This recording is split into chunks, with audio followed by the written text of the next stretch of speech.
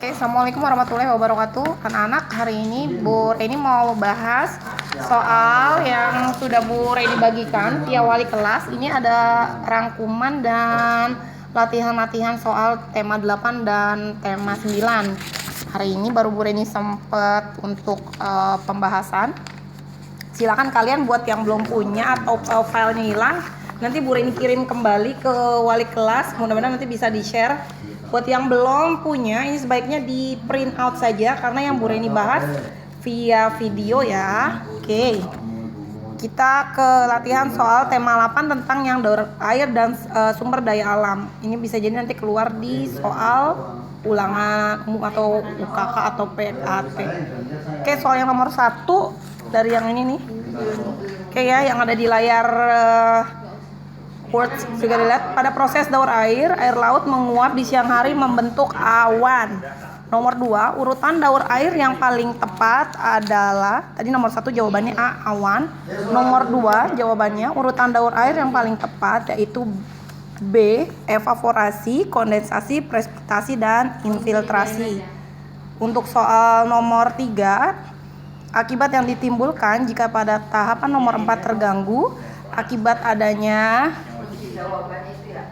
penumpukan sampah, maka jawabannya adalah pencemaran air, karena soal urutan yang nomor 4 itu tentang infiltrasi. Jadi terganggu jika ada direkam aja dulu ya, nanti disampaikan tadi ya. Jadi karena ada nomor 3 itu jawabannya adalah pencemaran air tanah. Kalau bisa ada sampah, maka sampah-sampah seperti plastik yang tidak mudah terurai bisa akan menutupi permukaan tanah sehingga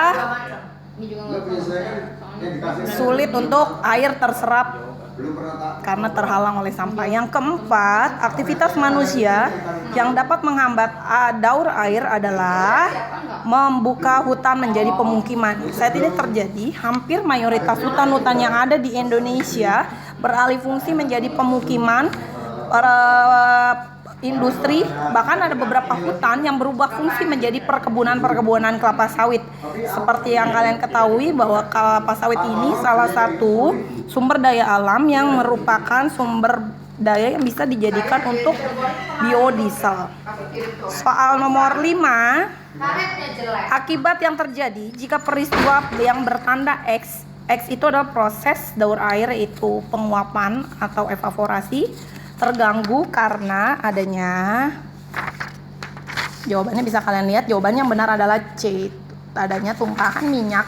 Biasanya ini minyak yang dibawa kapal-kapal tongkang, kapal-kapal pengangkut yang membawa olahan minyak bumi, tumpahan minyak dan sampah yang menutupi permukaan lautan. Biasanya suka membuang limbah-limbah, bisa limbah kimia atau beberapa limbah sampah yang memang dibuang. Yang keenam, dampak yang akan terjadi dari kegiatan pada gambar di atas yang terhadap daur air. Oke, gambar di atas itu kalian bisa lihat ya dari soft file ini, wordsnya, soalnya itu adalah penebangan hutan atau illegal logging. Jawabannya yang betul adalah terganggunya penyerapan air karena ketersediaan airnya, maka lama-lama kalau hutannya atau akar-akar tanaman sangat sedikit menampung atau menyerap air tanah, maka ketersediaan air tanah pun akan cepat habis. Soal berikutnya, berikut ini cara menghemat air yang benar. Cara menghemat air yang benar adalah, yang paling tepat adalah mencuci mobil dengan air sabun bekas cucian. Karena sekali lagi, air bekas cucian sabun kemungkinan kan masih banyak mengandung sabun yang masih bisa dimanfaatkan, baik untuk mencuci mobil atau sepeda. Bahkan mungkin sepatu kalian yang memang kondisinya airnya masih mengandung banyak sabun dan bisa digunakan kembali sebelum dibuang ke tempat saluran pembuangan air limbah di rumah kalian. Berikutnya, nomor 8, aktivitas manusia yang tidak bertanggung jawab dan dapat mengganggu daur air adalah di antara 4 jawaban nomor 8 ini yang paling mengganggu dan bertanggung jawab terhadap kerusakan. Jawabannya adalah penebangan liar, jawabannya adalah A, penebangan liar atau illegal logging. Nomor 9, salah satu tahapan awal menjadi siklus air adalah tahapan infiltrasi, yaitu jawabannya adalah nomor 9, air laut infiltrasi ya. Kalau pada saat infiltrasi berarti adalah saat proses penyerapan air. Maka jawabannya adalah, waduh sebentar. Ops, soalnya kemana nih? Bentar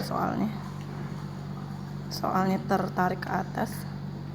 Oke, sorry. Jawaban nomor 9 pada saat proses tahapan infiltrasi, yaitu jawabannya akibat yang mengganggu nih. Tahapan infiltrasi terganggu karena adanya penebangan hutan sehingga menghilangkan daerah resapan air. Nomor 10, pertanyaan yang sesuai dari kegiatan manusia yang berpengaruh terhadap keseimbangan lingkungan. Jawaban yang benar adalah 2, membakar hutan untuk membangun pemukiman.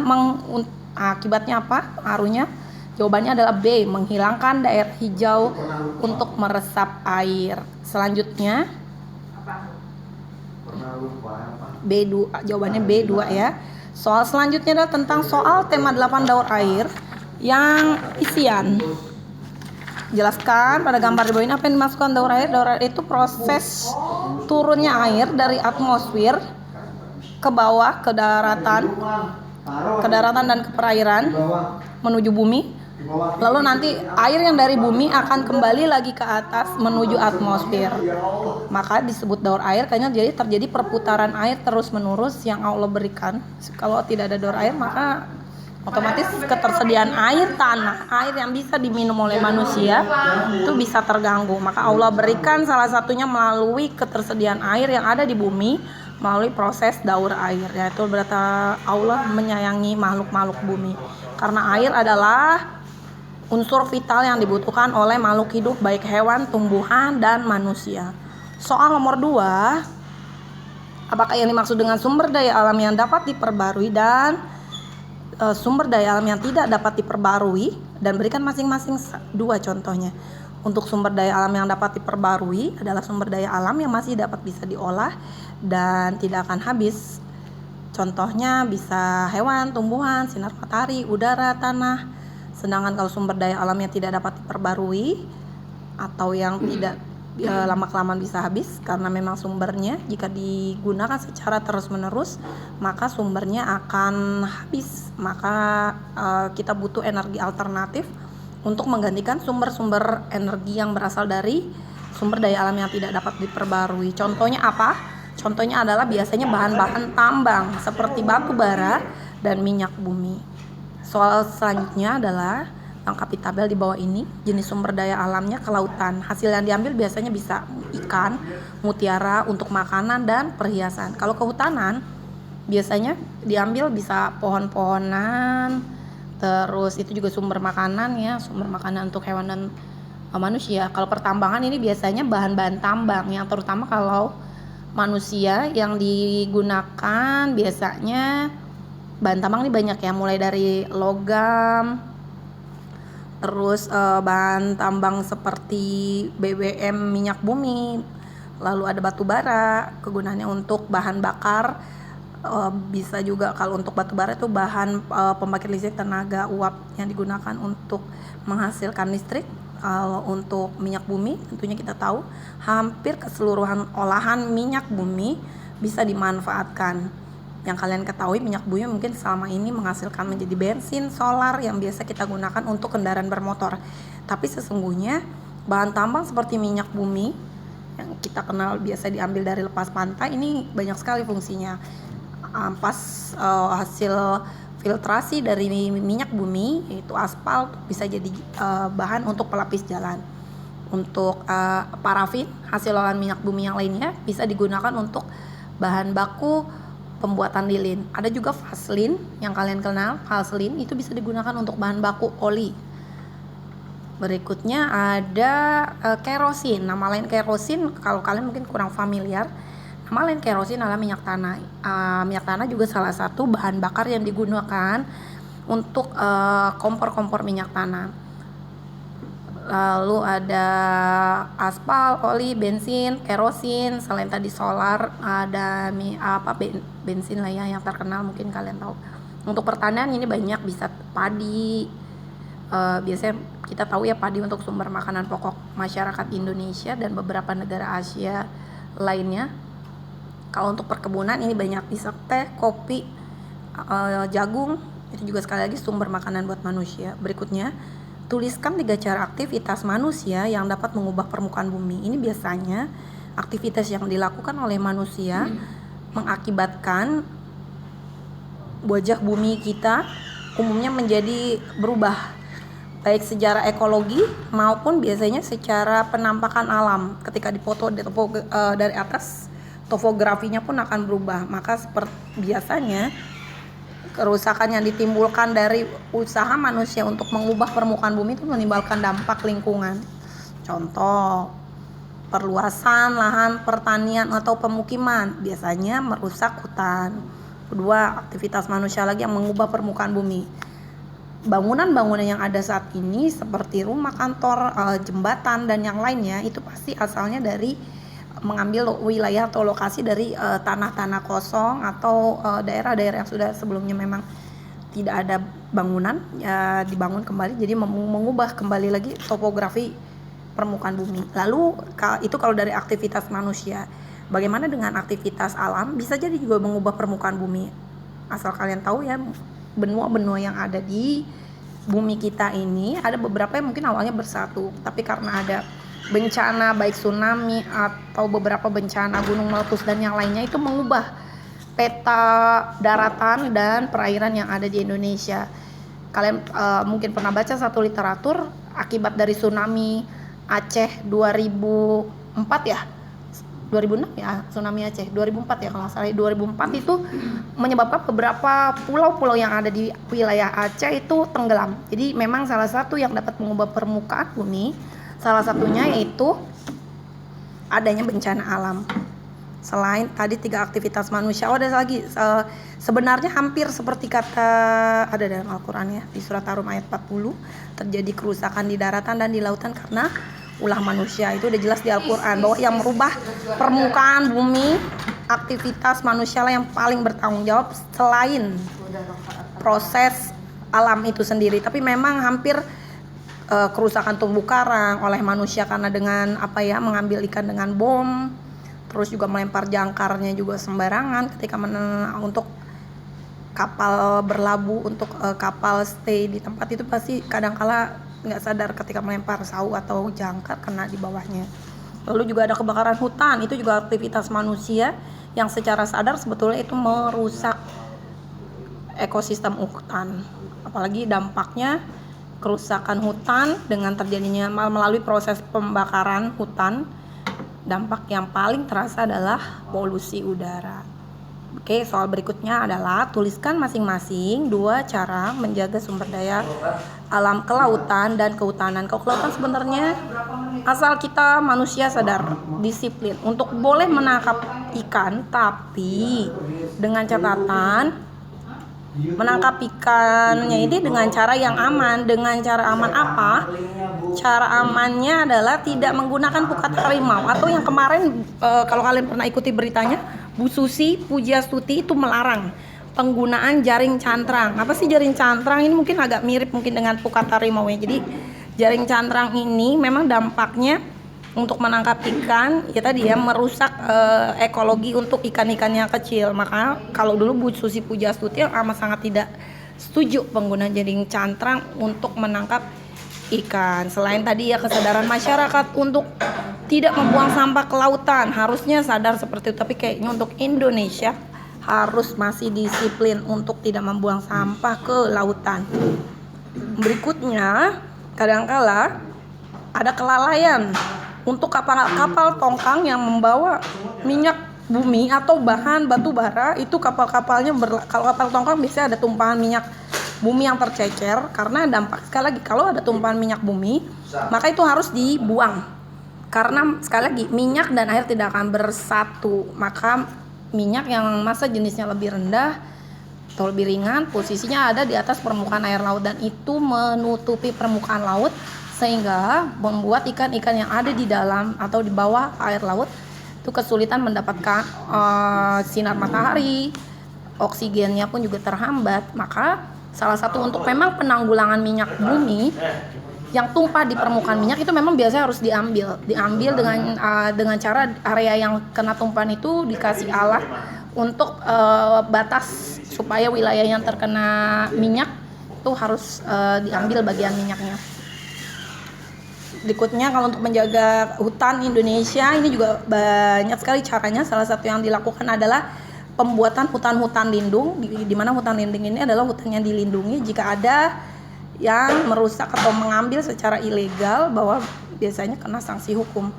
Nah, hutan-hutan lindung ini fungsinya baik karena untuk menjaga kelestarian hewan dan tumbuhan yang ada di dalamnya. Terus kedua, bagaimana kita bisa melakukan nih salah satu teknologi yang bisa dimanfaatkan untuk menjaga tanaman dan hewan yang langka. Ini kita bisa melakukan lewat teknologi. Kalau untuk tumbuhan kita bisa pakai teknologi plasma nufta. Apa itu plasma nufta? Mengambil bagian salah satu sel yang ada di bagian tumbuhan yang langka pastinya, dan itu dikembangbiakan supaya tanaman yang tadinya langka masih bisa untuk diperbanyak lagi. Kalau untuk hewan mungkin kita kenal istilahnya cloning. Oke. Soal selanjutnya masuk ke latihan daur air yang lainnya. Bu ini bacaan aja jawabannya nih ya. Nomor 1, proses daur air pada gambar di samping yang menguap membentuk awan. Nomor 2 ini sama ya, evaporasi, kondensasi, presipitasi, infiltrasi. Kalau ada salah sedikit ketik kalian bisa perbaiki. Soal nomor 3, aktivitas yang dapat menghambat air pada manusia itu adalah membuka hutan menjadi pemukiman. Nomor 4, pada proses pengembunan air uap berubah menjadi titik-titik air. Air bergerak, awannya bergerak dari dataran rendah ke dataran tinggi, awannya menjadi apa? Menjadi lebih gelap. Nanti berubah lama-lama jadi butiran air hujan atau presipitasi. Berikutnya di bawah ini, sebentar ini layarnya. Oke. Di bawah ini adalah peristiwa sehari-hari yang menyebabkan proses penguapan terganggu, itu sama membuang limbah pabrik. Nomor 6, berikut ini cara menghemat air yang benar. Sekali lagi itu bisa ya, ini soalnya mohon maaf agak sedikit berulang. Mencuci mobil dengan air sabun bekas cucian pakaian. Nomor 7, peristiwa alam yang tidak bertanggung jawab. Ini kembali mengulang, ini illegal logging.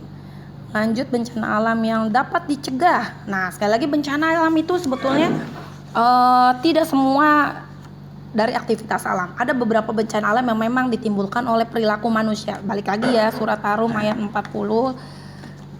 Terjadi kerusakan di daratan dan di lautan karena ulah manusia. Jadi bencana yang dapat dicegah ini sebenarnya banjir, longsor, kebakaran hutan adalah bencana-bencana yang bisa dicegah karena penyebab utamanya adalah manusia. Tapi lain halnya dengan pilihan yang benar. Nomor 8 adalah D, gunung meletus. Gunung meletus ini memang aktivitas ada tergantung jenisnya, ada gempa, biasanya diawali gempa. Gunung meletus ini memang satu aktivitas gunung yang fungsinya sebetulnya banyak. Gunung meletus berguna juga hasil letusan yang dikeluarkan. Ketika gunung meletus itu mengeluarkan beberapa logam yang memang tidak bisa dikeluarkan selain dari isi perut bumi yang dikandung dari gunung yang meletus ini. Gunung meletus ini gunung yang aktif ya, contoh Merapi. Daerah Merapi itu sangat subur karena memang aktivitas vulkanologi yang di daerah Merapi, gunungnya ini sering mengeluarkan isi perut bumi. Karena isi perut bumi itu bukan sembarangan hanya berupa abu, debu, lava, tapi juga ada beberapa kandungan mineral yang sangat baik untuk tanaman. Sebut saja besi dan nikel, itu salah satu logam yang dihasilkan dari hasil letusan gunung Merapi. Maka tidak heran ya, sebenarnya kualitas besi terbaik salah satunya adalah Indonesia. Kenapa? Karena Indonesia ini banyak sekali gunung berapi yang aktif. Dan ya bisa diakui karena kualitas besi yang baik itu dari Indonesia, karena memang tadi ya, karena mungkin hampir jumlah gunung berapi yang aktif di Indonesia ini termasuk terbanyak di dunia. Maka julukan The Lord of the Ring, kalau kalian pernah menonton filmnya, sebetulnya itu cocoknya sebenarnya negara di mana? Kalau novelnya itu kan hayalan, tapi sebenarnya itu cocoknya disematkan di Indonesia itu, The Lord of the Ring. 3 pusat cincin api dunia ada di Indonesia. Maka nggak heran kalau kita ini rentan sekali, negara Indonesia ini, dengan bencana. Bencana apa? Salah satunya gunung meletus yang tidak dapat dicegah.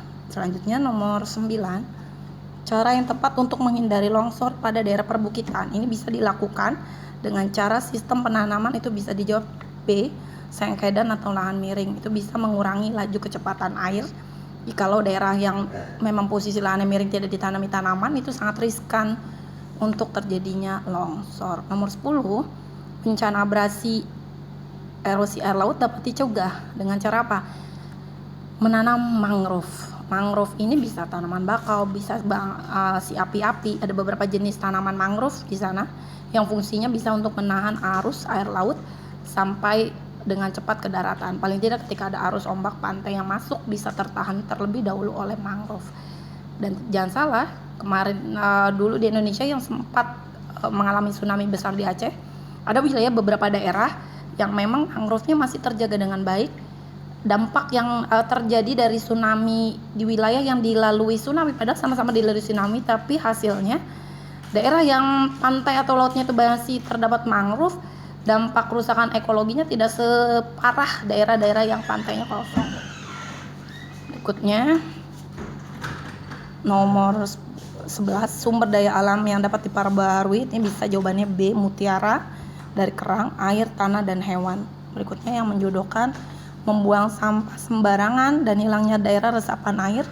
Jawabannya adalah menyebabkan banjir.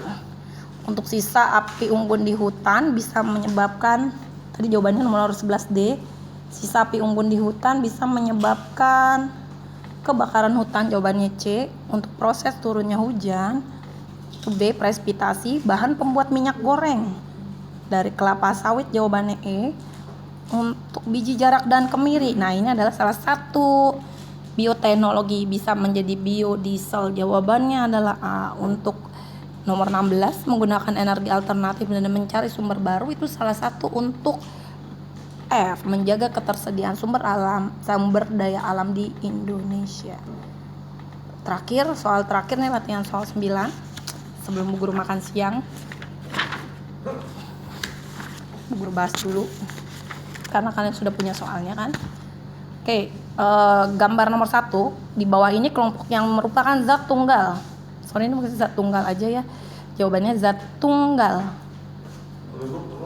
Zat tunggal ini, mohon maaf, ada typo sedikit. Zat tunggal itu sebetulnya ini masih ada kesalahan sedikit ya. Ini jawabannya semua hampir zat tunggal.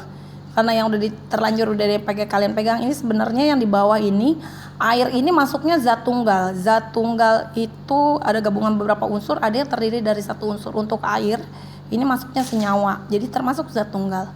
Senyawa unsurnya ada apa aja? Ada hidrogen dan ada oksigen. Kalau zat tunggal yang berupa unsur, jawabannya harusnya zat tunggal yang berupa unsur, maka jawabannya adalah C, emas 24 karat. Sedangkan gula ini gabungan beberapa unsur, ada karbon, ada hidrogen, ada oksigen. Jadi gula ini termasuk glukosa, masuknya ini senyawa. Bagaimana dengan garam? Garam pun sama, ini masuknya senyawa, masuknya zat tunggal juga.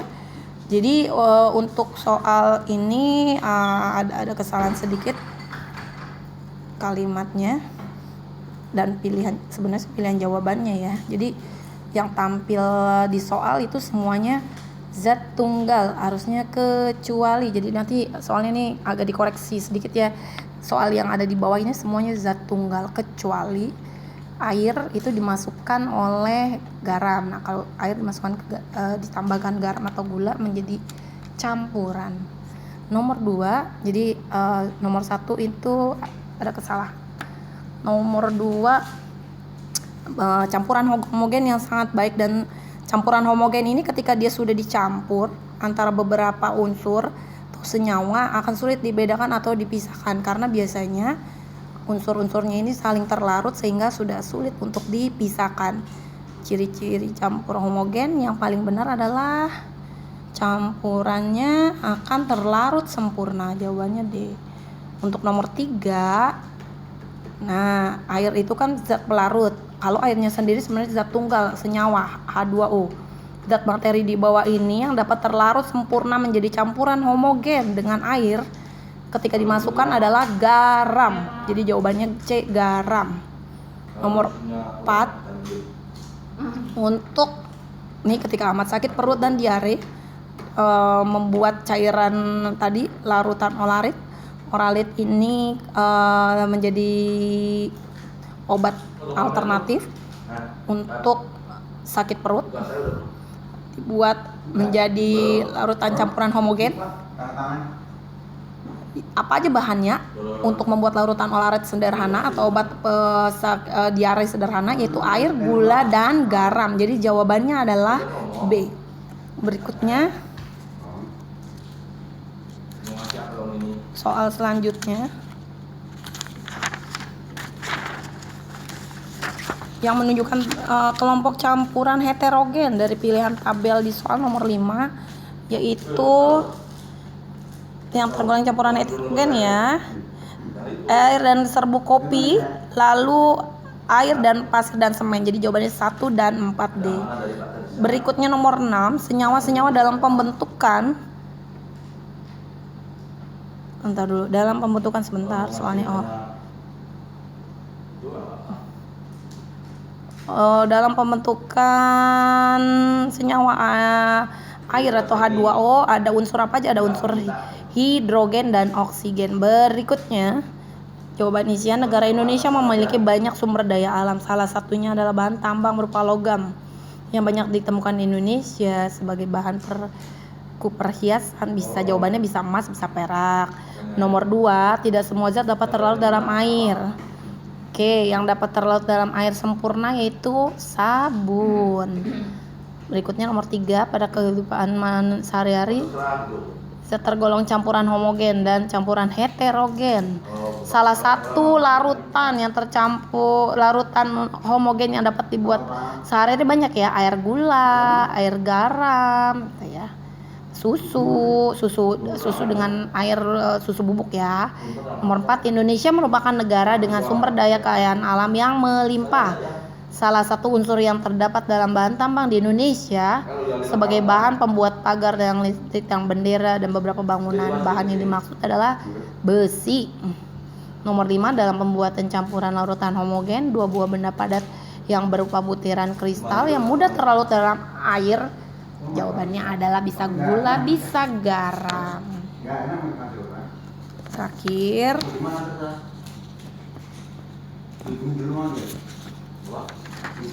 Terakhir adalah tuliskan bahan cara pembuatan minuman teh manis yang hangat. Wah, gini sebenarnya kalau tehnya saja dengan bercampur air bisa menjadi campuran homogen, karena teh dasarnya kan dibuat dari daun teh yang dikeringkan. Maka sebetulnya kalau teh yang benar-benar real itu ya campuran homogen, karena tehnya kan dibuang, nanti cairan yang pewarna dari daun teh yang diairi aja yang nanti terlarut. Tapi kalau serbuk tehnya sendiri dengan air itu bisa larutan heterogen ya, sama seperti kayak kopi. Berikutnya nomor 2, ada gambar beberapa makanan ini. Tuliskan bahan cara buat campuran heterogen minuman air manis. Sudah, ini kelompokan mana yang dapat larut menjadi campuran homogen, larut sempurna, mana yang tidak. Untuk agar-agar, santan, susu, dan sabun ini bisa terlarut sempurna dengan air. Tapi untuk keju dan mentega, kalau dicampur di dalam makanan, kategorinya ini karena memang ada kandungan lemak minyaknya, masuknya campuran heterogen. Untuk keju dan mentega. The last number, nomor terakhir, lengkapi tabel berikut yang tergolong zat tunggal atau campuran. Emas kalau dia 24 karat tergolong zat tunggal. Air juga masuknya zat tunggal senyawa. CO2 juga sama, zat tunggal senyawa. Pupuk urea itu senyawa juga, C6H12O6. Pupuk urea itu lupa, C6H12O6 kayaknya itu glukosa, tapi masuknya senyawa ya, pupuk urea. Untuk air teh itu campuran heterogen. Adukan semen dan pasir itu juga campuran homogen. Larutan gula dan garam campuran homogen. Cairan logam perak itu zat tunggal. Dan terakhir oksigen itu masuknya zat tunggal. Bisa kalau O2 dimasuknya senyawa. Kalau unsur oksigen O-nya, unsurnya atomnya 1, bisa disebut unsur. Tapi kalau oksigen masuknya O2 berarti senyawa karena unsur. atomnya, oknya jumlahnya lebih dari 1. Oke, anak-anak, sekian pembahasan soal-soal yang sudah Bu Reni kirimkan melalui wali kelas. Mudah-mudahan kalian sudah mengeprint, kalian tinggal cocokkan. Jikalau memang ada kesalahan, ada kekurangan, Bu Reni mohon maaf. Jika ada pertanyaan, kalian bisa langsung bertanya di WA Bu Reni di 0812 19 90 40 64. Oke, sekian untuk kegiatan pembelajaran minggu ini. Insya Allah minggu depan akan Bu Reni kasih lagi beberapa materi untuk merefresh materi-materi sebelum kalian ulangan akhir semester atau penilaian akhir semester ya. Oke, see you next week and bye bye. Assalamualaikum warahmatullahi wabarakatuh.